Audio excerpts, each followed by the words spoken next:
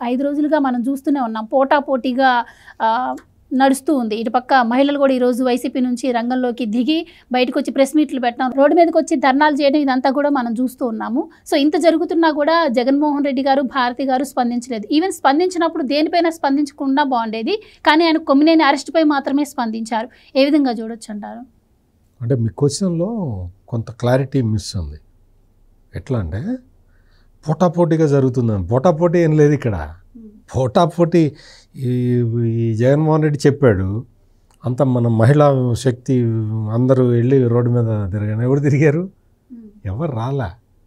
ఎందుకు అంటే వైఎస్ఆర్ కాంగ్రెస్ పార్టీలో ఉన్న మహిళలకు కూడా తెలుసు సాక్షి ఏం చేసిందో.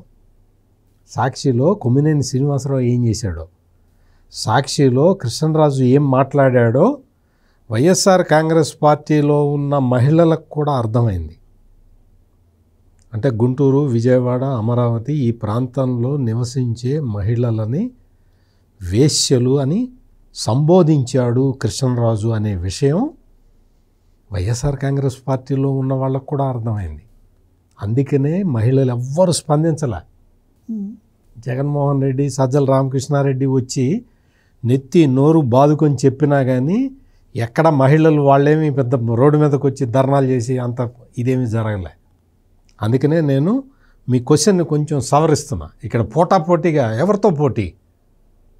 ఎవరితో పోటీ? అమరావతి తల్లులు వాళ్ళ ఆత్మగౌరవం కోసం వాళ్ళు పోరాటం చేస్తూ ఉంటే, ఇక్కడ పోరాటం చేస్తున్నది ఎవరు అంటే ఈ సైకో బ్యాచ్కి సపోర్ట్ చేస్తున్న వాళ్ళతోటి అమరావతి తల్లులు పోరాడుతూ ఉన్నారు.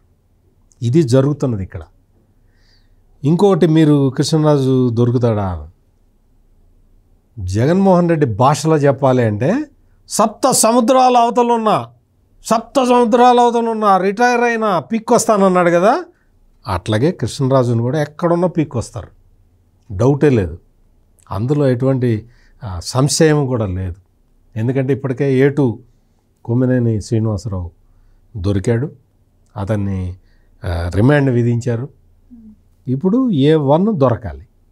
ఈ A1 కృష్ణరాజు ఎంత బరి తెగించి మాట్లాడుతున్నాడంటే, అసలు తను చెప్పిందే తప్పు, అతను కోట్ చేసిన పేపర్లోనే అటువంటివి ఏమీ లేవు, దాన్ని బట్టి నా దగ్గర ఆధారాలు ఉన్నాయంటాడు.